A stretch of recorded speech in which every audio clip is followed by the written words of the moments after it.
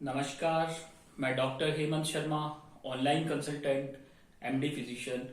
आज आपको बताने जा रहा हूँ गैस्ट्रिक अल्सर और गैस्ट्राइटिस, ये दो बीमारियां क्यों होती है, किनको होती है, क्या कारण होता है, क्या लक्षण होते हैं, कैसे इलाज करें। तो देखिए, डिस्क्रिप्शन में मेरा व्हाट्सअप नंबर रहेगा, उस पर जाके अपॉइंटमेंट बुक करें। कृपया कॉल ना करें ट्रीटमेंट के लिए, ठीक है। तो व्हाट्सएप से अपॉइंटमेंट मिलेगा। तो आज हम समझते हैं गैस्ट्रिक अल्सर या गैस्ट्राइटिस। दोनों में सिमिलर सिम्टम्स आते हैं ज्यादातर। अब इसमें क्या होता है कि गैस्ट्रिक जो अल्सर है, पेट का छाला, इसमें आपको पेट में दर्द होगा या छाती के ऊपर दर्द होता है, ठीक है। इधर ये इधर चेस्ट के बीच में पेट का जो ऊपर पोर्शन है, अपर एब्डोमेन, एपिगैस्ट्रिक पेन। उल्टी जैसा मन करेगा, कई बार खट्टी डकारें भी आ सकती है, जो कि एक गर्ड नाम की बीमारी है, वो मैंने अलग से सेक्शन में बता रखा है। तो ये हो गया। दूसरी चीज, इसमें अल्सर के कारण क्या होते हैं। जैसे कई लोग हैं जिनको हड्डियों में दर्द होता है या अर्थराइटिस है, वो स्टेरॉइड्स खाते हैं या दर्द की दवाइयां खाते हैं, उससे पेट में छाला हो जाता है।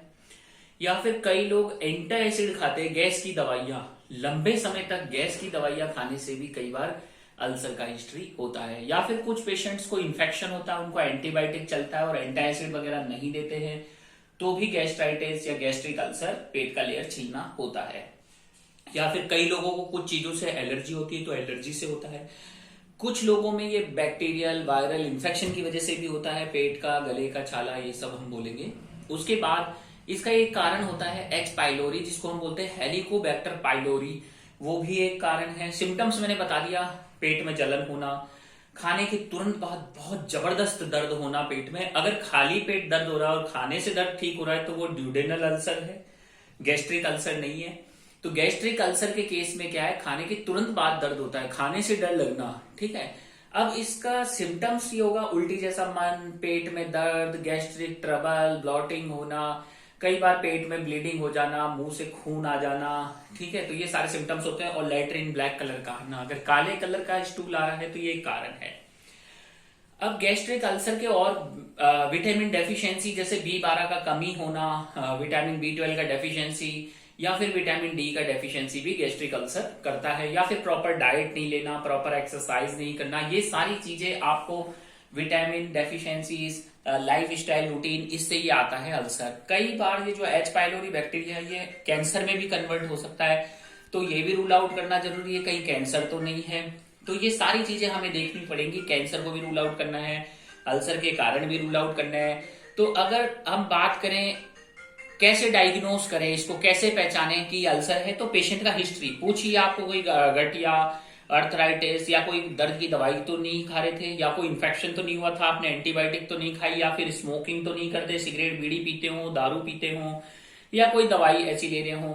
फिर उसके बाद अगर आपको जानना है कि गैस्ट्रिक अल्सर है, तो जो उसका बेस्ट स्टैंडर्ड डायग्नोसिस है वो है एंडोस्कोपी। एंडोस्कोपी डालते हैं, उसमें सब कुछ विजिबल होगा, एवरीथिंग, तो वो सबसे बेस्ट है। पर एंडोस्कोपी हर किसी के लिए तो करेंगे नहीं, एक तो एक्सपेंसिव है, दूसरा इन्वेसिव है, मतलब अंदर डाल के करने का।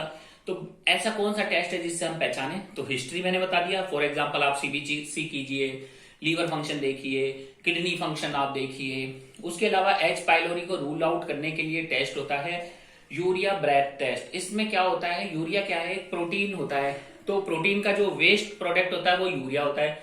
तो इसको आपको दिया जाएगा। तो यूरिया ब्रेथ टेस्ट में आप इस यूरिया को लेंगे और फिर जब अपनी सांस छोड़ते हो तो उसमें CO2, कार्बन डाइऑक्साइड निकलेगा।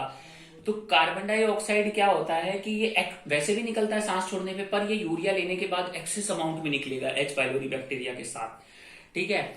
उसके अलावा स्टूल कल्चर कर सकते हैं एच पाइलोरी एंटीजन टेस्ट के लिए, उसमें हम जान सकते हैं एच पाइलोरी है नहीं। या फिर ब्लड एंटीजन टेस्ट कर सकते हैं, एंटीबॉडीज टेस्ट। तो ब्लड एंटीबॉडीज टेस्ट ये नहीं बताता एच पाइलोरी, वो ये बताता है कि हो सकता है आपको रहा हो, तो वो एग्जैक्ट नहीं है। यूरिया ब्रेथ टेस्ट ठीक रहता है। Exact test is endoscopy with biopsy, पर इन टेस्टों से हम पता कर सकते हैं।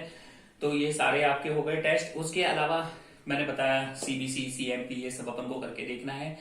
अब उसके बाद क्या रहेगा, एंडोस्कोपी में हम और क्या क्या रूल आउट कर सकते हैं, कहीं जोलिंगर एलिसन सिंड्रोम तो नहीं है, गैस्ट्रिनोमा तो नहीं है, या फिर जोलिंगर एलिसन सिंड्रोम तो नहीं है, या फिर दूसरी चीज क्या है, कोई कैंसर तो नहीं है। तो बायोप्सी से हमें पता चलेगा कोई टीबी तो नहीं है पेशेंट को, ठीक है। तो वो बायोप्सी की रिपोर्ट से पता चलेगा। अब इसका जो ट्रीटमेंट है, अगर एच पाइलोरी है तो इरेडिकेशन थेरेपी होता है, पीपीआई वगैरह ये सब दीजिए। छाले हो गए तो और भी दवाइयां हैं।